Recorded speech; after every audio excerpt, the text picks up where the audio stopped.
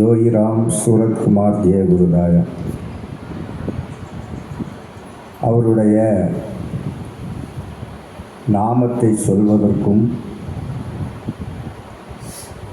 பூர்ண ஜென்ம பலன் செய்திருக்க வேண்டும்.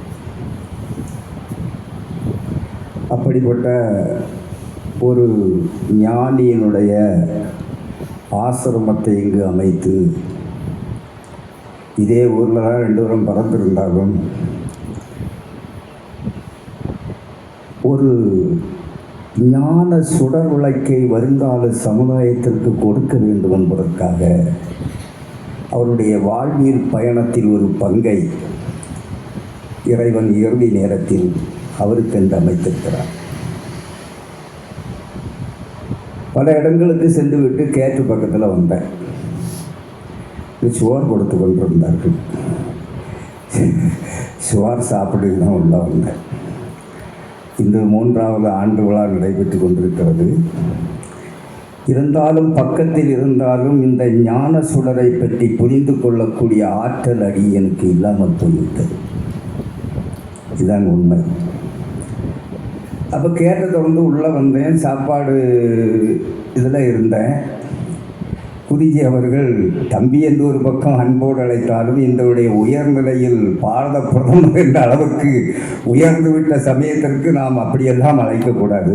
குருஜி என்றே உங்களோடு சேர்ந்து நானும் அழைக்கிறேன். குருஜி அப்போது நான் சாப்பிட்டு மேலே அற்றத்தில் இருக்கிறேன். முதுகில் ஒரு தட்டு தட்டிக்கிட்டு ஒரு ஆனந்த சிரிப்பு சிரித்து விட்டு சென்றார்கள். முதுகில் 3 தட்டு. அந்த 3 தட்டும் என் இருதயத்தில் இருக்கின்ற அஞ்ஞானத்தை நீக்கி ஞானத்தை தட்டி எழுப்பியது.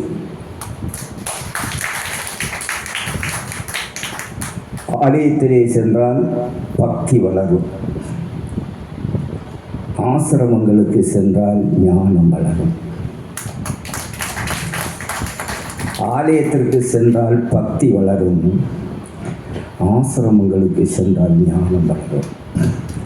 மீண்டும் ஒரு சொல்கிறேன். காரணம் என்னன்னா, அங்கிருந்து நான் கேட்ட 1-2 வார்த்தைகள் என் இருதயத்தை துடிக்க வைத்து விட்டன. காரணம், அதை நோக்கியே நான் பயணித்துக் கொண்டிருக்கிறேன். அண்ணாமலை உண்டோ, தமிழ்நாட்டில் உள்ள ஆசிரமங்கள் உண்டோ என்று அலைந்து திரிகிறேன். ஒரு தேடல். ஆனால் மிக சிறந்த ஒரு ஞான ஒலி என் இருதயத்தில் பட்டதும் நான் மெய்மறந்து போனேன். தம்பி,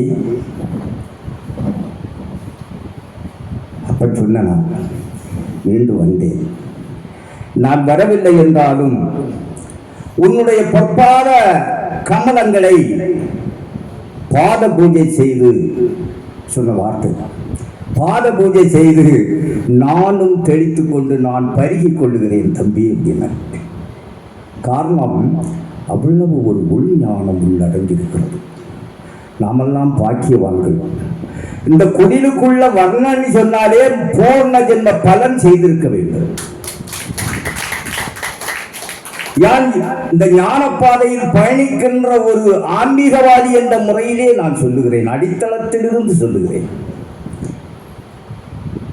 அடுத்தபடி என்ன செய்யுமா, இங்க வந்திருக்கின்ற குடியில் வந்திருக்கின்ற பக்த பெருங்குடி மக்கள் அத்தனை பேருடைய பொற்பாத கமலங்களையும் பாத பூஜை செய்து தலையிலே தெளித்துக் கொண்டு அமிர்தமாக குடித்துக் கொள்கிறேன். நான் இங்கு கேட்டது எதற்கு என்று சொன்னால், நிச்சயமாக ஜெயந்தி விழாவிலே பேசி அழைத்தார்கள்.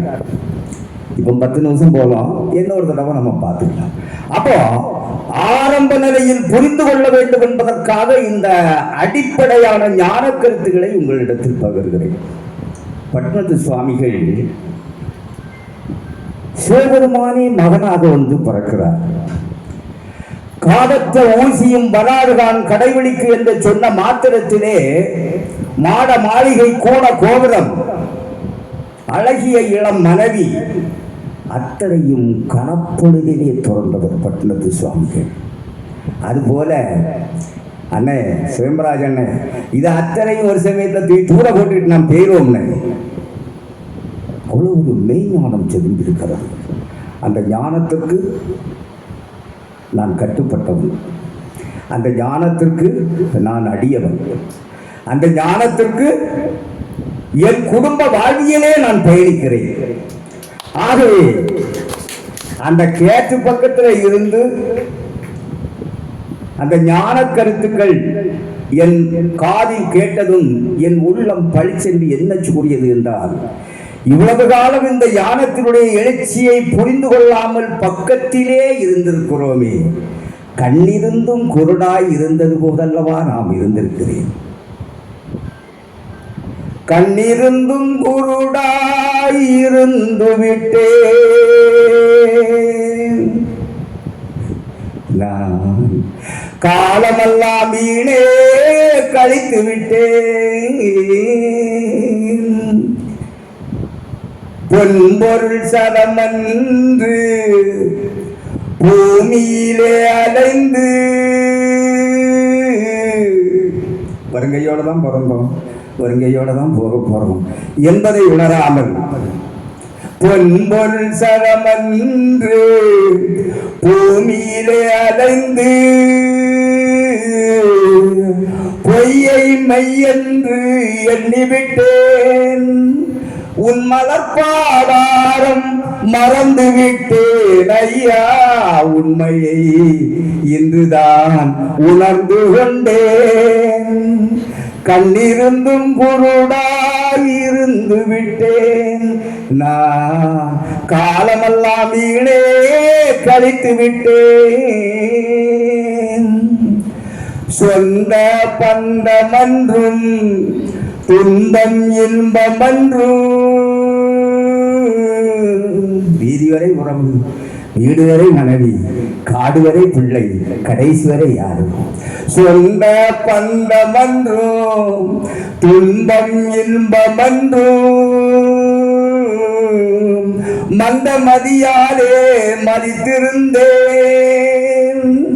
வந்தது தெரிந்தாலும் வருவது தெரியாது என்பதை இந்த 75 வயசில் தான் புரிந்து கொண்டேன்.